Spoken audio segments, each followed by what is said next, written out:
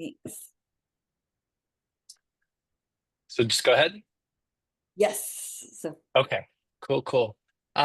I just got back from, I was house sitting for the week, so I literally like just kind of rolled the suitcases in and put on the Zen and perfect. sat down.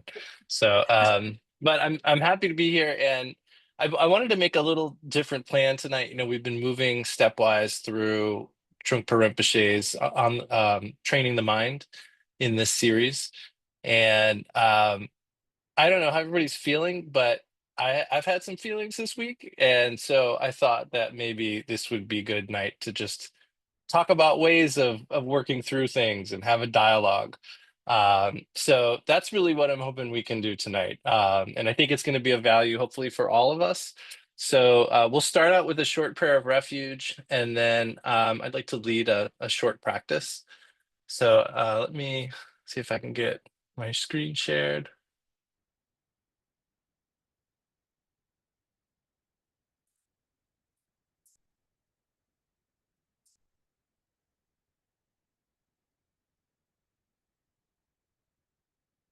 Getting there.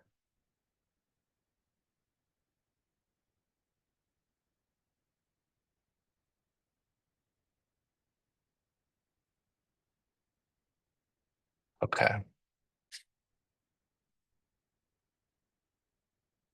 So we'll say the prayer of refuge once in English, once in Tibetan, and once more in English. I take refuge in the Buddha, the Dharma, and the Sangha until I reach enlightenment. By the merit of accomplishing generosity and the other perfections, may I attain enlightenment for the benefit of all sentient beings. O Sangye Chidang Soki Chodnamla 장주 바두 닥니 캡수지 닥기 진소 기베수 남기 졸라 펜치 상예 두파쇼. I take refuge in the Buddha, the Dharma, and the Sangha until I reach enlightenment. By the merit of accomplishing generosity and the other perfections, may I attain enlightenment for the benefit of all sentient beings. I have a short prayer of my own. Baden Sawe Lama Rinpoche, Dagi Chiwa Pediten Jula, Kaden Jumbo Niche Zunte, Kusun Tuking a Drup Sadu So.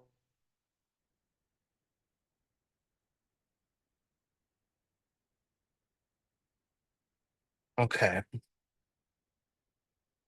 And then let's take a posture that is alert but relaxed. Trungpa has one of the most concise posture instructions. I really like it. It's a straight back, open heart.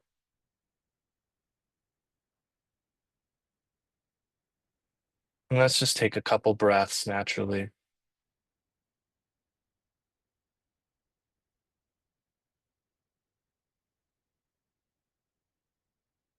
Know that we're here now. We'll be here with each other for the next hour. Nothing else we have to worry about.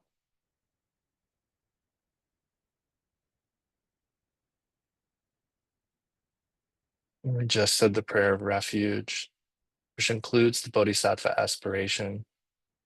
So take a minute to connect with your wish to be of benefit to all sentient beings, help to bring them to full Buddhahood.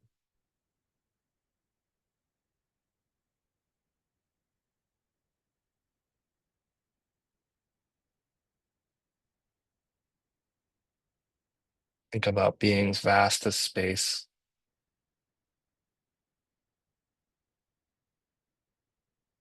suffering in myriad ways, so many that we can't even imagine.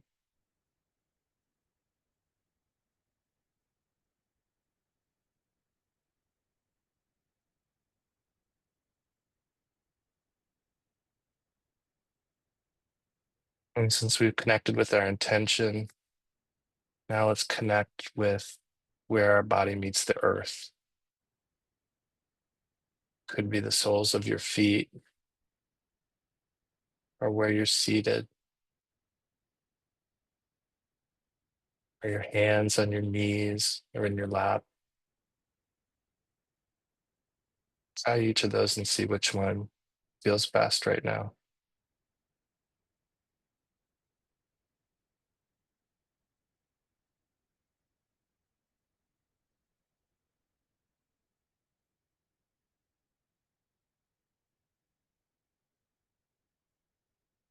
And then to create a space of openness, let's just observe for a moment and see if you can notice sort of one of two flavors for your experience. Does it feel a little sluggish, dull, sleepy? Or is it more towards agitated, excited, maybe fixated? Just notice. No need to judge it.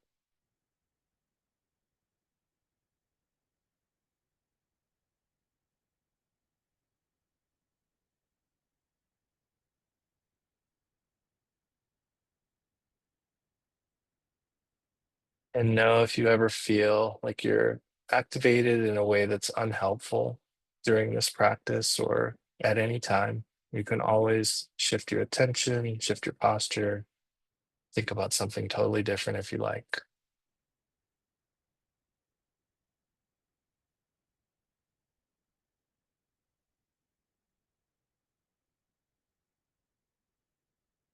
Let's take a second to just let our attention rest on that contact point, whatever worked best for you a moment ago.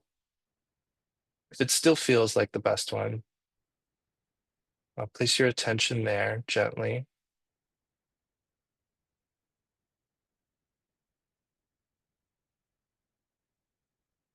And we'll try to notice when we get distracted.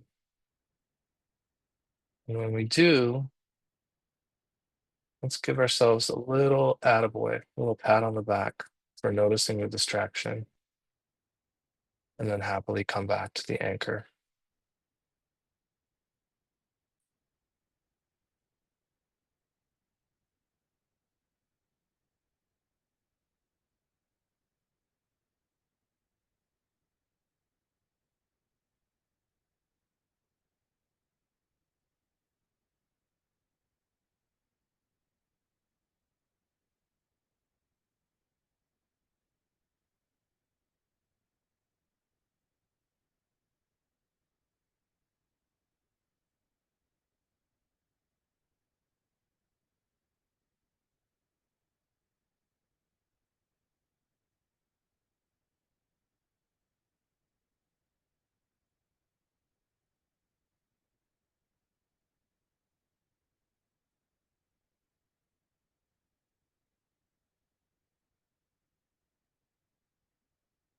Try to make a harmonious balance between your awareness of the anchor and your awareness of everything else in your experience right now.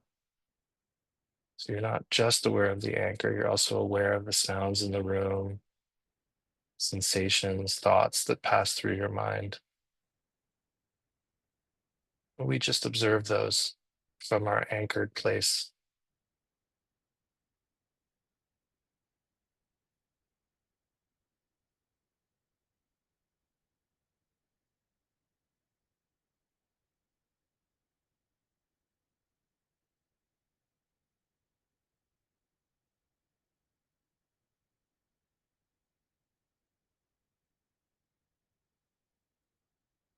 And let's do a short guided session of tong-len now too. So to begin, imagine when you breathe in, dark smoke, acrid, hot, coming in through your nose, going down and getting thinner and thinner until it disappears in your heart center by the power of your aspirations. That smoke represents suffering, negative karma, aggression, attachment, And as you breathe out, from that same heart center emerges a glimmer of white light, which grows as it rises. By the time it comes out of your mouth with your out breath, it is bright and cool, carrying happiness, positive karma, love, and compassion. Let's just work with that texture for a moment. No need to think beyond a foot in front of your own face right now.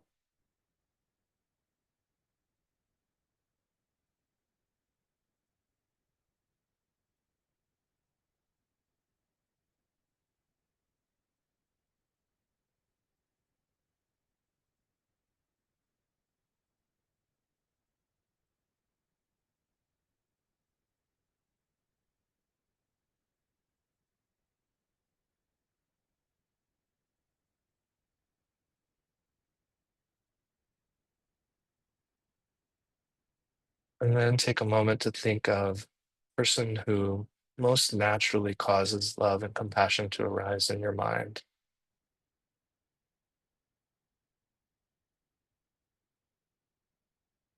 It's possible the first person who came to mind may have surprised you, or it's also possible that the first person who came to mind is someone you think you should love or have compassion for. I'm going to ask you to really try to examine who just naturally causes that to arise.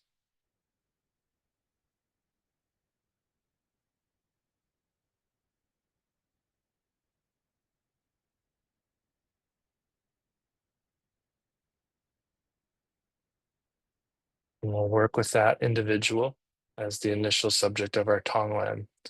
So now we return to that visualization. We're breathing in that dark, hot smoke. It is that person's suffering, that person's sickness, negative karma, adverse circumstances. And we're giving them our happiness, our positive karma.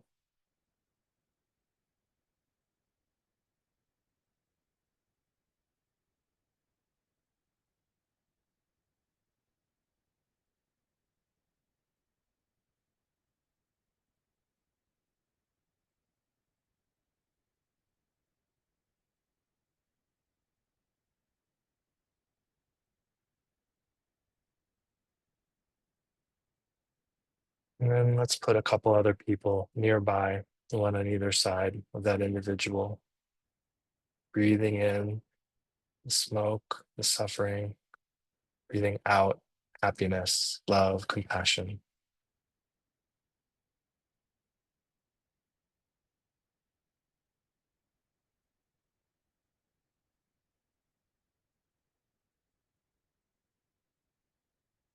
And for the next minute or so, I'm going to ask you on your own to just expand that group.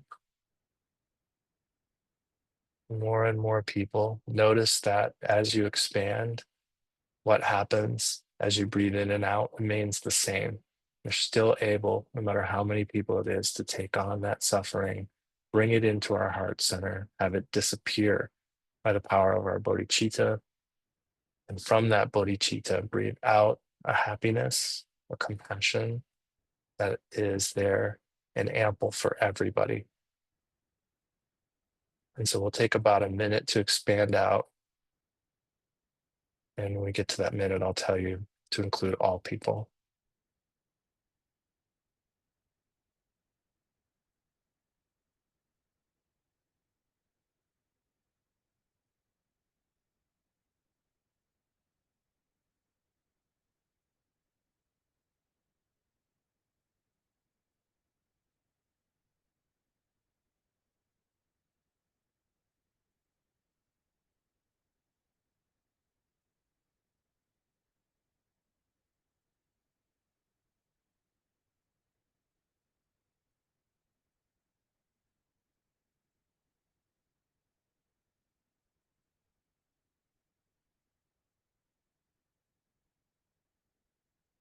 And for this last phase of our cycle of tong-len, we include all sentient beings, as vast as space,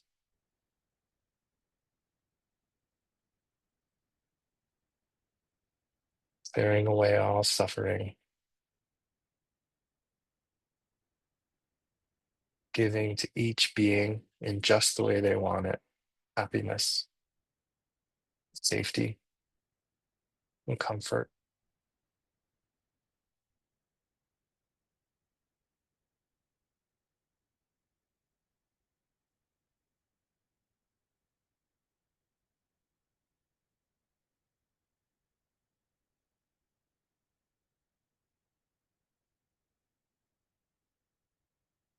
And then just let go of the technique and let the mind rest, like it's just flopping down on a couch after a long day.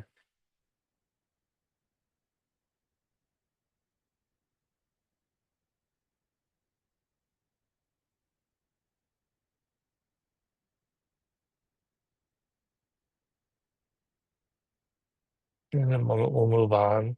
So take this opportunity to make a gradual transition and allow yourself to move a little bit.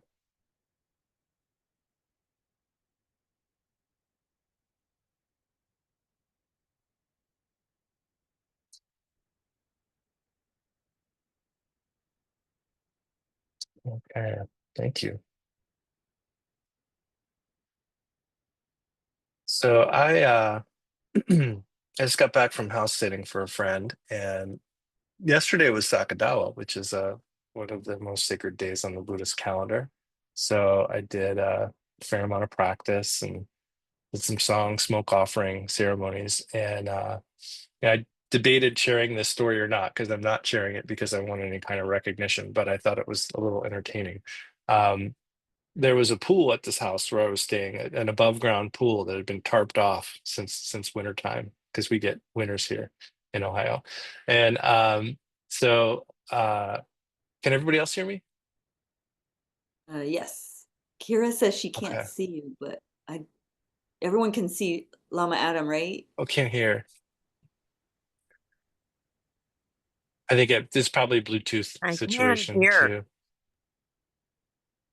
Yeah, it might be Bluetooth. Okay, it might be her Bluetooth. Well, Should I so zoom this in and pool's tarped out? off. Maybe I'll go out and come back. I can't hear. It's I would say give barely a that a shot. whisper. Suddenly, Yeah, it was I would okay say until a few log seconds out ago. and log back in. That would I be don't have a best. Bluetooth in. Okay.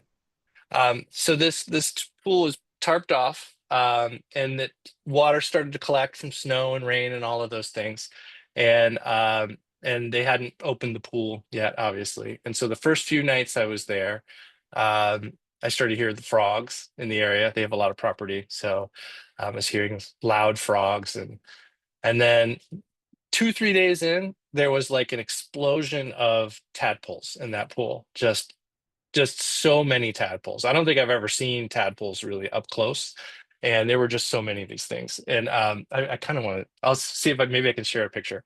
But anyway, this was maybe Tuesday or Monday that I noticed this. And I texted my friend, and I love my friends, but they're pretty matter of fact. And I knew they probably weren't going to, when they came home to open the pool, I don't think those tadpoles were going to make it. So they're good people, but we all choose where we want to put our efforts. And so I decided that in Sakadawa I was going to save those tadpoles.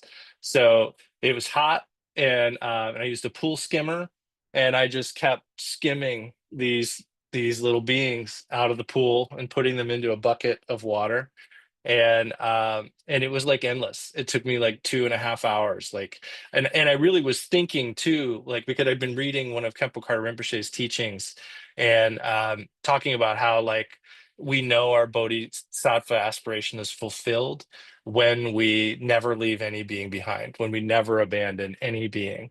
And so I was like, I can't let even one of these guys remain, and it was like not like clear water, we're talking murky water, so like I had to really kind of watch for them, and as I was scooping, the water was spinning, so they were kind of in a nice cycle where I was like getting them as they would come to me.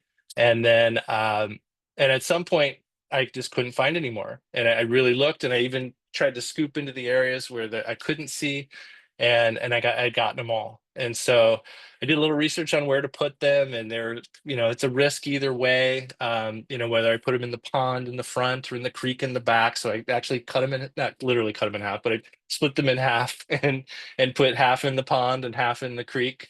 And said a lot of mantra and tried to wish them lots of success and contact with Dharma teachers and Buddhahood and all of those good things. And came back to the house and did some more practice in the evening. And then I woke up in the morning and that pool was filled of tadpoles, full of tadpoles. And I was like, this is like an echo, like a tiny echo of what maybe Chenrezig felt like, because if you know the story of Thousand Armed Chenrezig's clearing out the hell realms. He's working so hard, diligently to liberate all the beings in the hell realms. And he gets through with the hell realms and starts to move on to the hungry ghost realm. And he looks behind into the hell realms and they're filling up again. And at that moment, he shattered into like a million pieces, and Amitabha put him back together and gave him 1,000 arms so that he could benefit beings. So I'm waiting for my 1,000 pool skimmers. We'll see if they come through.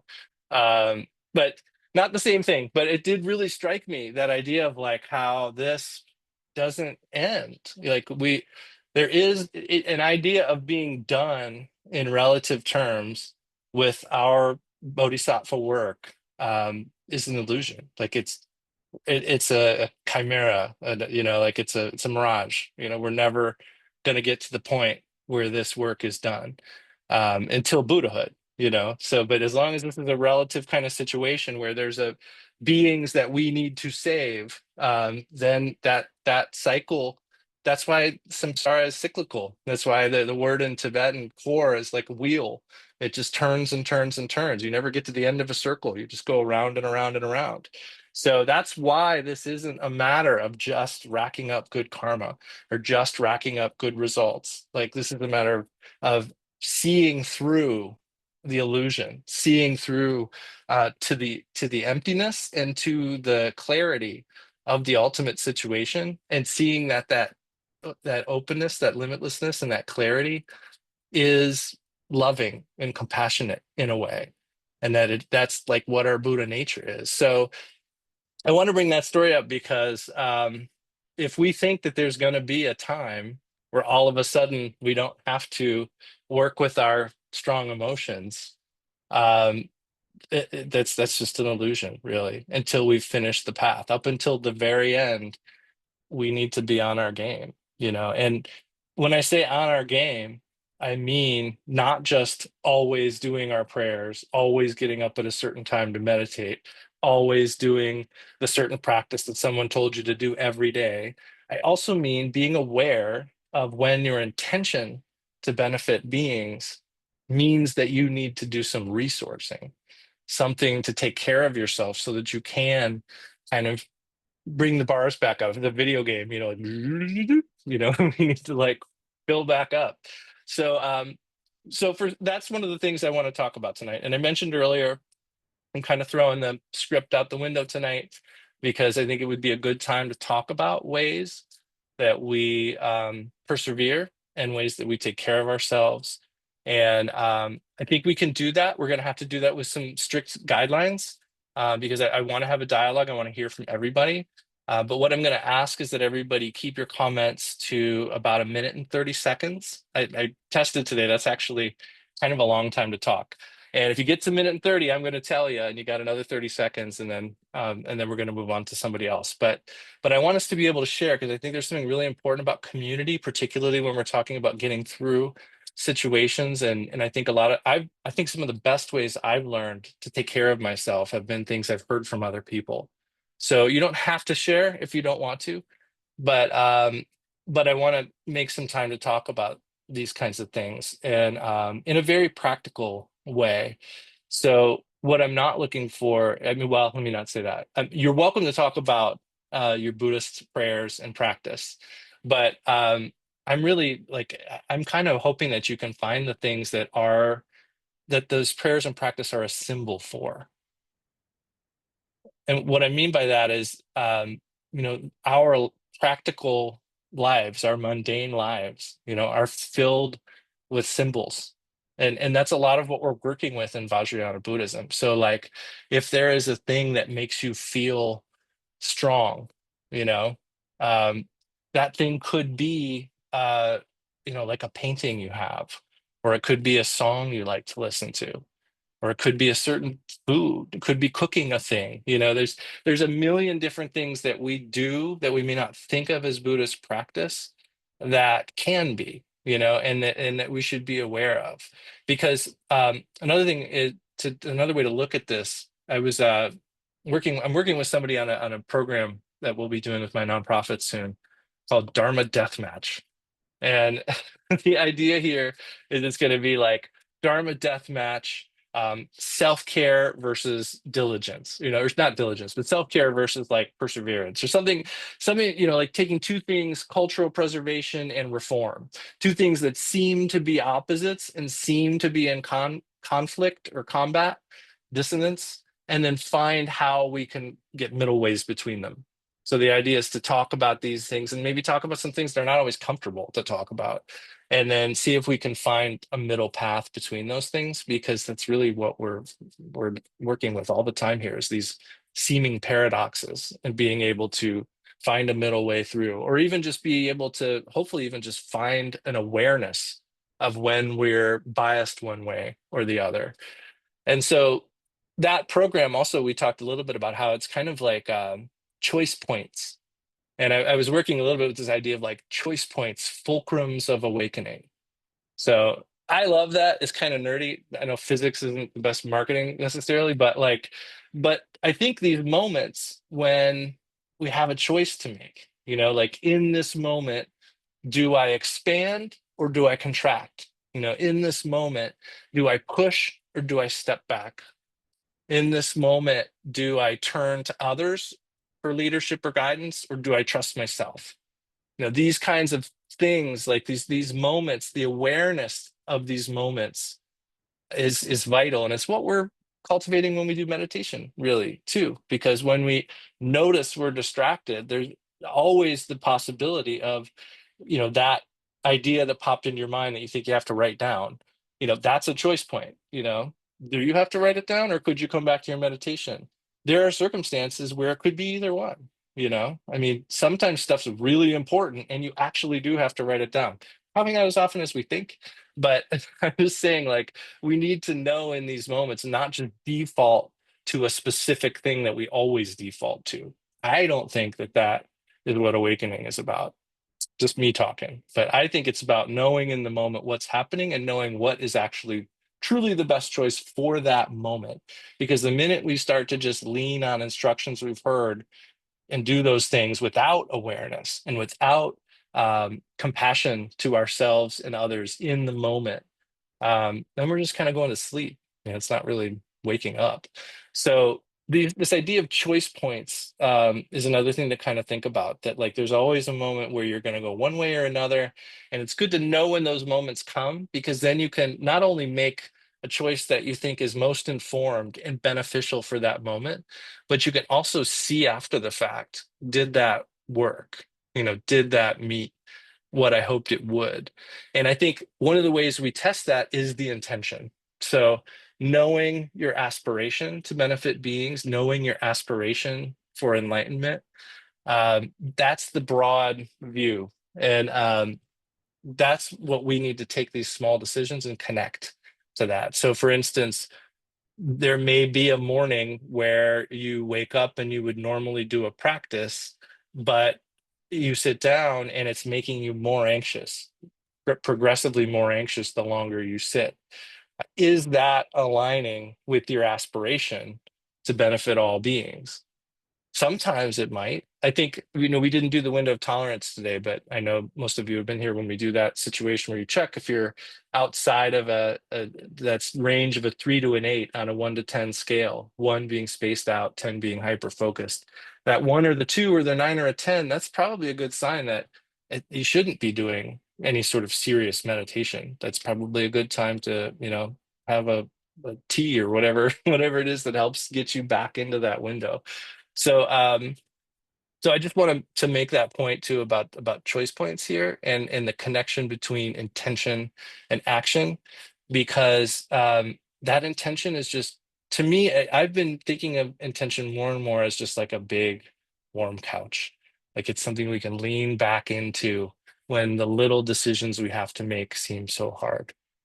So I've talked enough. I want to have I want to open it up for some discussion. As I said, I don't want to cut people off, but I do want to make sure everybody has a chance to talk. So we'll give it about a minute and a half. Please try to self-police because, like I said, it'll be uncomfortable for me to have to jump in. But I'm thinking, first of all, I'm wondering, like, right now, what are some things that give you hope? They can be even super small things. Did you say hope? Yeah. Right now?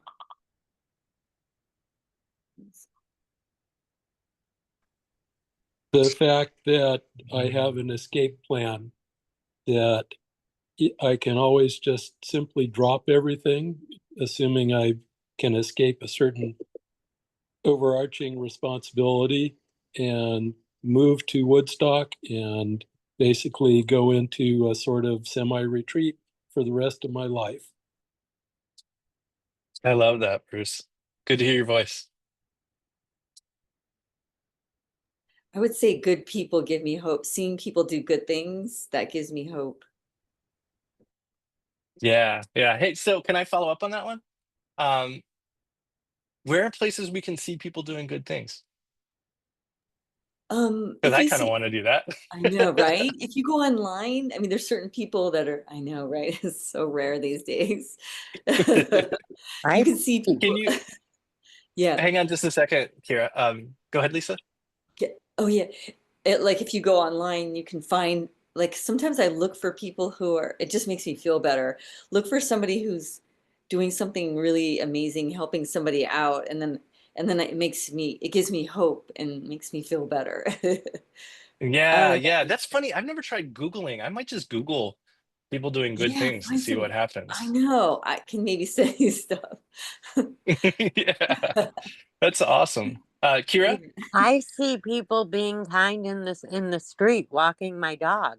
I mean, today I was walking my dog and a gentleman was sitting on the ledge of my building having a coffee and a croissant, and he said to me, "I have another croissant. I just bought this at Coffee Bean and it's fresh. Would you like it?"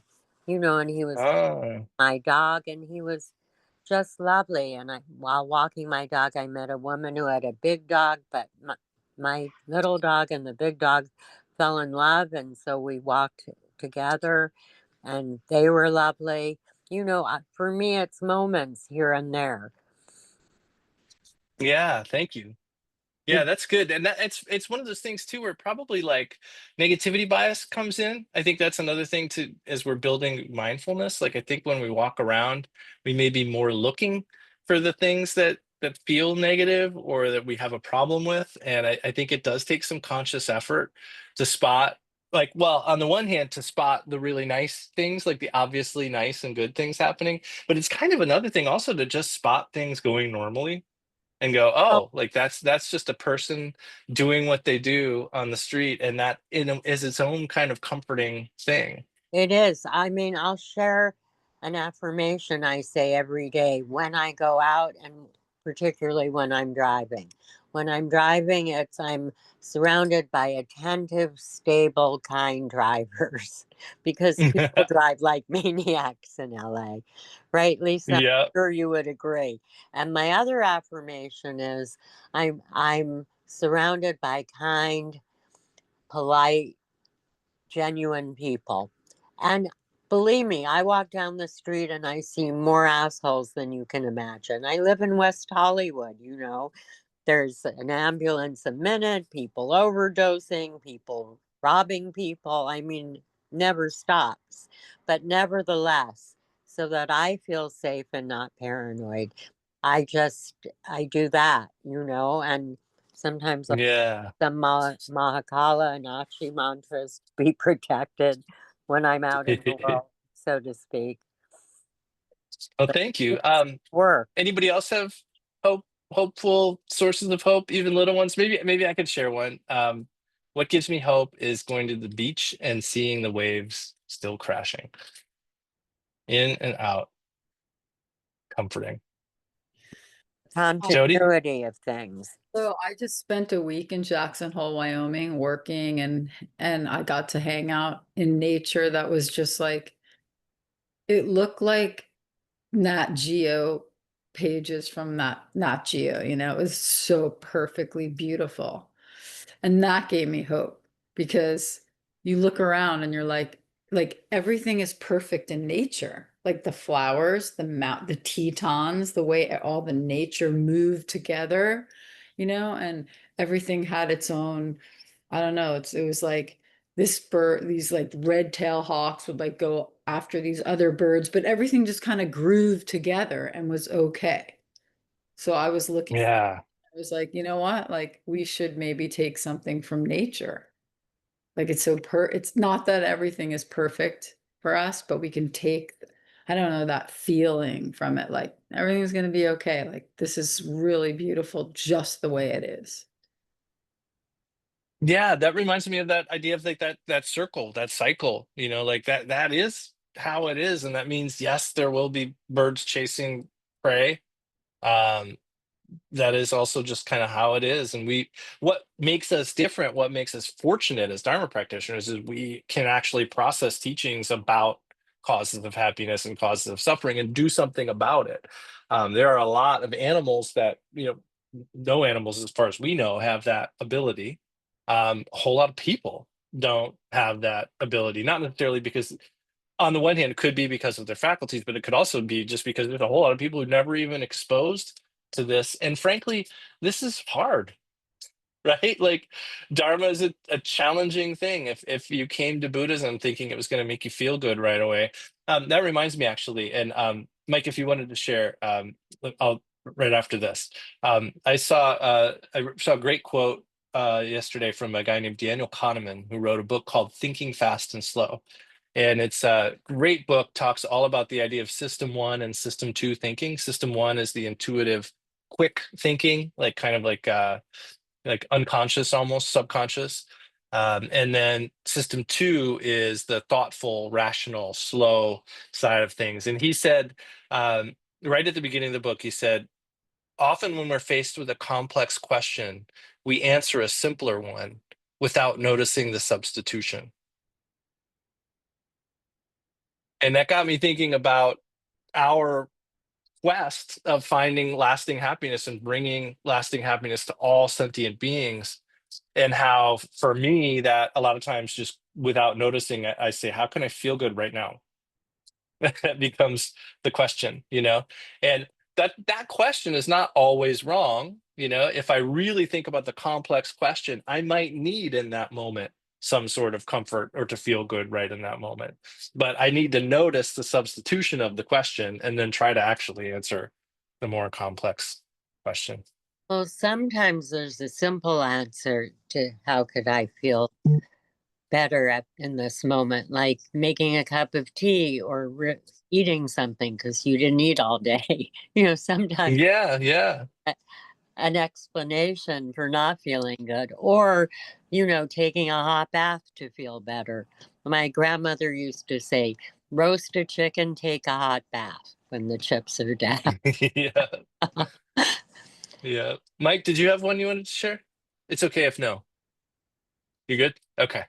And then another thing I wanted to get some thoughts on is just like resourcing. So let's take a second. Let's do this kind of like an exercise. I think I've done something like this here before, maybe 2 years ago or something, but let's take a second and just look around the room. And I want you to see if there's something in the room that you just really like, that maybe even you want to hold right now. And you don't need to tell me, but when you find it, go ahead and go get it and grab it.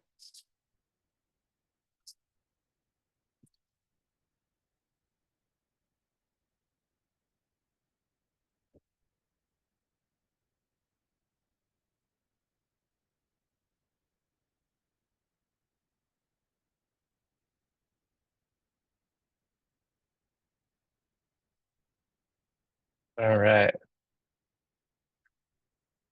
So I've this is one of the ways that I kind of keep myself fully charged, or at least as close to fully charged as possible.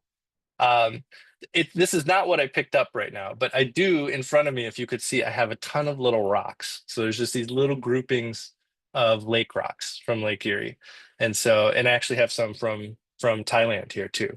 So there's like Lake Erie rocks, and I have them just in little groups, and they're like little arrangements of rocks, and they're right here on my desk in front of me. So, I can grab them at any point, and I love the textures. And I've gone through changes with these too. Like I know, like for a while I wanted like really smooth rocks.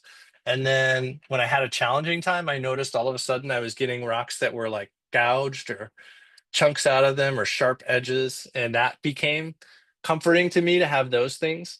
And so this is one of the things I think, to me, this is like an applied practice of meditation, because I I think we've probably all thought this or talked about it in one way or another at many times, but meditation and life aren't separate, but it feels like they are. And then we get in this big cycle of like, well, how do I bring meditation to life? Or how do I, that's probably the most common Dharma talk title or subtitle ever, bringing meditation into daily life, right? And if we have to talk about that over and over and over again, then maybe we're not approaching it right from the beginning. Like maybe from the beginning, we need to have some sort of different view or way of approaching these things. Because to get back to about this resourcing object that's in your hand, I think a lot of times we don't notice the way things around us make us feel. And this is not just something I'm inventing. Like our feel, think of the skandhas, the heaps. Feeling or feeling tone is an experience that we have. Like we have an experience of things being pleasant, unpleasant, or neutral. And then that causes this experience of pleasant, unpleasant. I'm sorry, pleasant, unpleasant, and neutral. And then we have the experience of attachment, aversion, or apathy. So if something feels pleasant to us, we want to draw it in. If it feels unpleasant, we want to push it away. If it's neutral, we become apathetic. We just don't care as much. And those negative emotions are also called the three poisons. And so those three poisons arise from these feeling tones, in response to these feeling tones. It seems like they happen simultaneously. It seems like simultaneously we have an experience of unpleasantness and not wanting.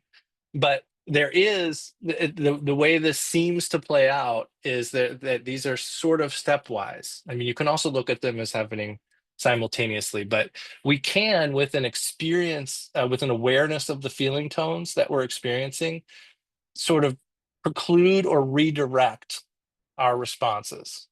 So becoming aware of which things make us feel regulated or make us feel resourced is a really important thing, because the flip side is also true. And I think let's keep the object in our hands. Mine, by the way, is a little weeble wobble from when I was a little kid. Weebles wobble, but they don't fall down. So I used to have the little thing where he would go down the slide. So here's another thing. With this in our hands, take a look around your room. You don't have to go get this now, but see if you can see one thing that sort of lights up the unpleasant feeling tone for you.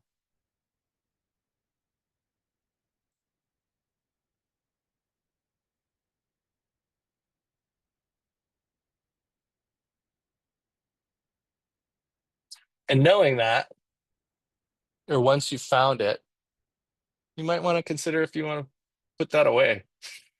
Maybe after our meeting tonight, maybe it doesn't need to sit out, For me, it's a book that I've been wanting to read forever. And it's just sitting here, and it's like the kind of thing I feel like I should read it. Like I have that sense of like it's my own self-imposed should, but it's causing me, just every time I see it, I think, "Oh, I haven't read that yet."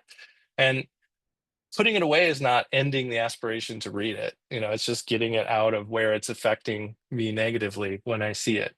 So this is a mindful practice. This is a practice of mindfulness, to start to have awareness of what things in our house cue which feeling tones. So Does anybody want to share about their thing? We don't have to. This could be personal, but I will open that up. Again, we've got about 2 minutes each if we do. Actually, let's keep it to like a minute.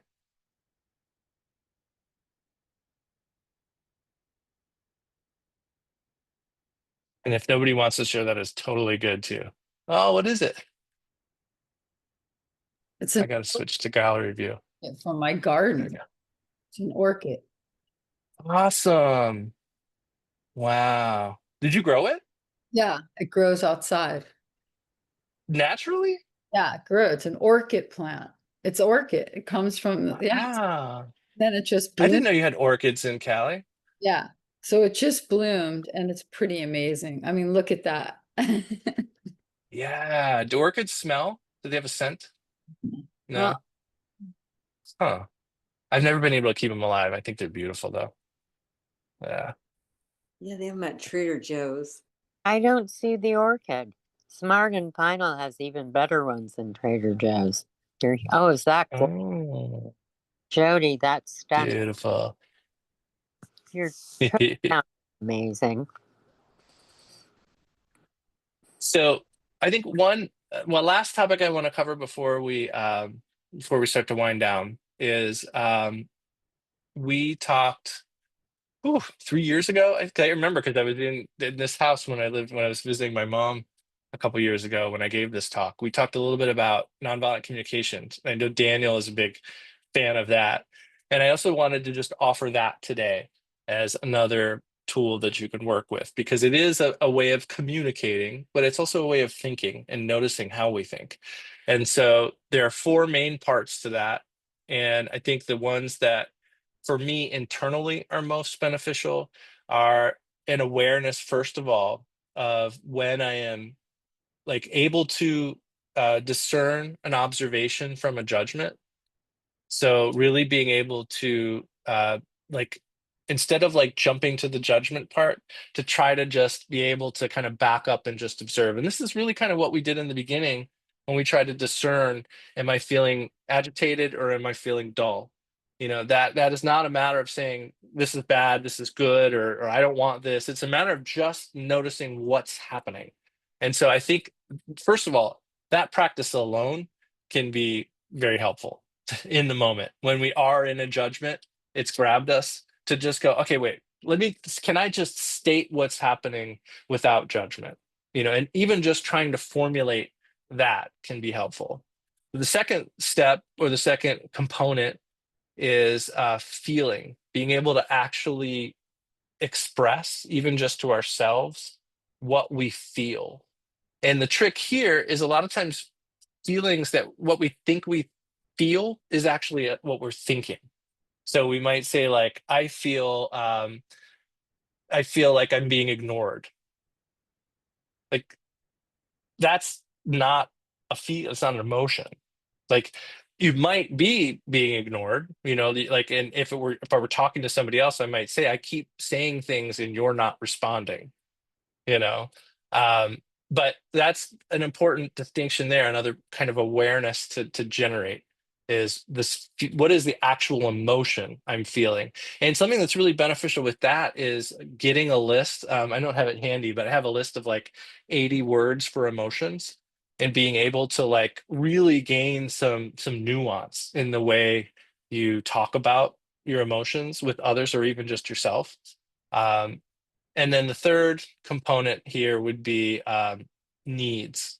And that means really recognizing what need you have inside that's making you feel that way. So, what is like, I don't know if expectation is a fair word for that in the nonviolent communication community, but being able to notice, like, I have some need that's not being met here. Like, what is that need? And that's really important for the fourth step, which is really communicational, which is, well, I guess it could be with yourself too. It's a request. So the idea is with clarity about your need, then you formulate an actual request, like a request that is something you can actually do and you can tell when it's been done. So request, while we had like observations, not judgments, feelings, not thoughts, needs, not I forget the pair for that one. But the fourth one, requests. You want to make sure that it is clear and not something just really vague. If it's very vague, then you'll never know if it's been completed. And if you're conveying it to someone else, they won't know how to take it or how to complete it. So this is something that has been very helpful to me, even without talking to other people. That redirect is really important, because to get back to the idea of the intention and the action, the practicality and the broader aspect, a lot of times we're going to redirect to whatever's immediately in front of us, or whatever detail we can grab onto. But we can always redirect out to our intention. And so that's one of the things I want to encourage right now, or in any tough time, because we may have a thing we want to do or a thing we want to say. I think a lot of times, I know for me, there's a lot of just wanting to do something, but there's nothing that I can actually really do in this moment that is, beyond my own practice, which is not meaningless. But at the same time, I think a lot of people have that feeling of I think where helplessness comes from. What can I do? And so that's where I lean back and start to think about the intention of benefiting beings. And then I may come back to the practical aspect, and then the idea of doing a certain practice, taking a nap, going for a hike. That idea now is not like an escape. It's recognizing right now, this is what I need to do to benefit beings. This is the best thing I can do right now to benefit beings. And that's probably better than ruminating. That's probably better than, picking fights with people you disagree with. So I hope that those are some ideas that help a little bit. And I think if there's one theme today, it's this idea of resourcing as part of our path. And the reason I would say that is not lazy or self-centered is because you are approaching it with awareness and compassion. It's one thing if you just find yourself scrolling on Instagram. It's another thing if you think about your intention and then think about your options and then make a choice based on where you're at in that moment. If you feel like you can expand, you can challenge yourself, you can make some choices that'll challenge yourself, take you out of your comfort zone. But if you're really feeling overwhelmed genuinely, and you've learned to discern that through this practice of continually checking, then you might need to just take a rest. And that's that is not a failure. I think one of the translation errors that happens in our tradition that has multiple languages and comes from India and then Tibet and now here in the US is a lot of times I think there ends up being hierarchical language about what we do that can work against us. It would be best if you did this, second best, or if you can't do that, do this. Well, I mean, if you can't do this, then this is the best. I mean, if this is not a thing, the best thing is not a thing you can do, then this is the best thing for you to do. And so I think watch out for that. That's one, I guess I should wrap up. I keep talking about this forever, but watch out for those hierarchical kind of things. What's the best thing for you to do. And yeah. So I hope that was a little helpful. I know, I'm glad we didn't get into political discussion tonight. I'm sure we all have things to think about. I have been watching closely everything that's going on, and my heart is with everybody right now. I just wish that all beings can find the means for happiness and compassion, and but I think this is what we have to work with. This is our raw materials of bodhicitta. I mean, there is nothing about this situation or any other that prevents us from being able to practice. And in fact, this is like a wealth of stuff to practice with.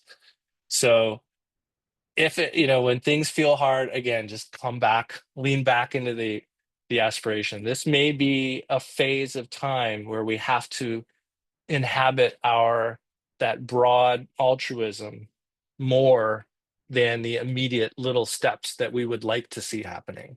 sometimes we have the luxury of being able to just work with all the little steps and it works out great. And we may not think as much about the intention, even if it's with us. But this may be a time where we need to lean more into the intention. Adam, I have a question. You said that if we tune in and think about what we need, that solves the problem. But sometimes we know what we need, we know what we need to do, but we're still not motivated to do it. Yeah, I mean, I don't think, and I'm not saying it would necessarily solve the problem, but it would give you a better, better data to proceed with. But yes, in terms of, so I guess your question is about motivation. My question is, how do you make that leap from, I know I should really refill my water filter tank, Mm, whatever, to actually doing it and not putting it off because you just feel low energy, or, I guess motivation does play a part in that. And motivation's necessary for discipline too. Like I will put yeah. off dumb little things, like making a phone payment to Spectrum, because I find Hmm. I find that unpleasant, calling 800 numbers. But I don't like Yeah. making payments online because, my computer guy said that's the best way to get hacked. Well, I'll tell you something that's helped me is habit stacking, which is it means like taking something that you like to do, like a good habit you have, an enjoyable habit, and Hmm. tying that to a habit that's a little bit harder or that you have some resistance to. And kind of telling yourself, like, I will, like, for me, I'll tell you exactly what it is. It's YouTube. Watching YouTube videos is the thing that is easy for me to do. Me And too. then I the go, hard thing is to do my little list of I call them flourishing items. So it's like my meditation, my journaling, like those kind of things. And so now what I do is I stack them together. Like I don't do any YouTube until I've done some meditation. And then I won't do any more YouTube until I have done my push-ups for the day. Whatever it is, like habit stacking. So taking these things that we're already inclined to do that we enjoy and connecting them with something that's a little bit that sandwich. there's some resistance. Like Yeah. I could go 8 days in a row saying I've got to do this, and a week later I still didn't do it. Yep. Yep. Well, anybody else have any comments before we wrap up for the night? So then you give Lisa? yourself a I have a reward. super quick question. Super duper quick. Yes. You said that it's like don't judge anything that's happening. Is that like a good technique for what's going on? Say more to me about your Oh, in the understanding. beginning you said like don't judge. Try not to like During the step back, meditation? watch, but don't judge. Or regarding what's going on in like the world and the country. Was that Oh, like a yeah, good? yeah, yeah. Well, I mean, I think if I recall when I mentioned those, it was during the meditation when we were talking about like Oh, dullness or torpor, and also like observations versus judgments. Is that maybe what you're okay. thinking of?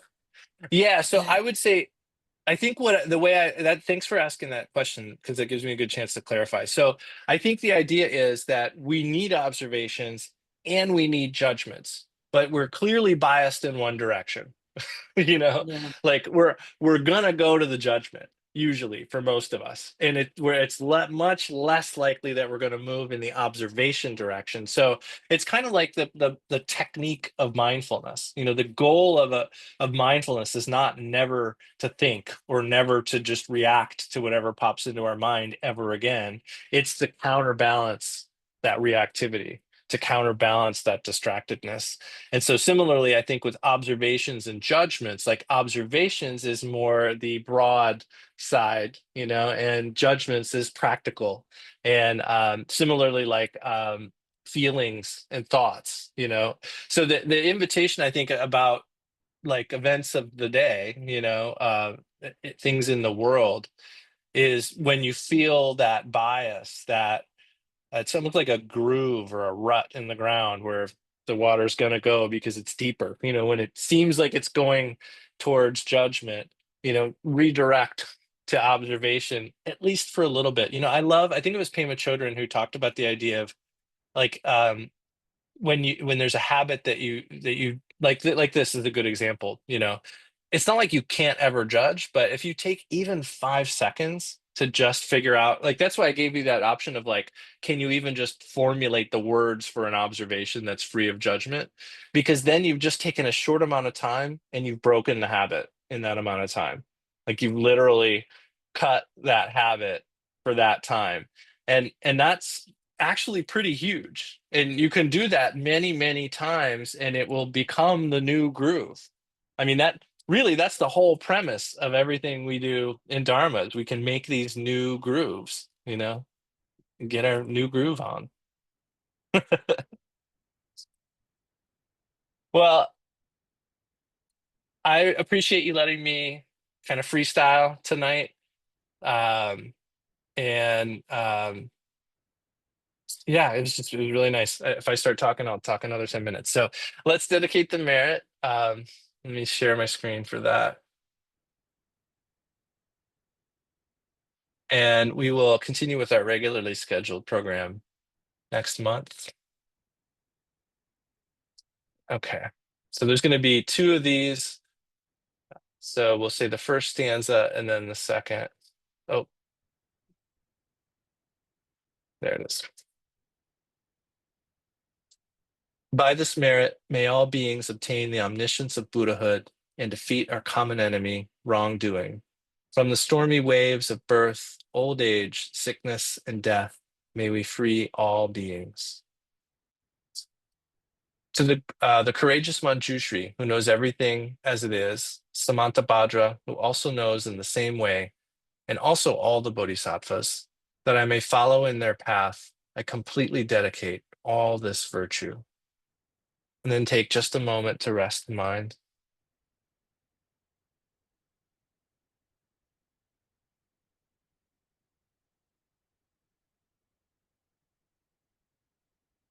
Okay. Thank you, SoCal. Ew, You see. that really helped. Oh, good. Bye, All right. everybody. Take care. Stay safe out there. Yes, Be thank well. you. Be Thank you. well. Thank you.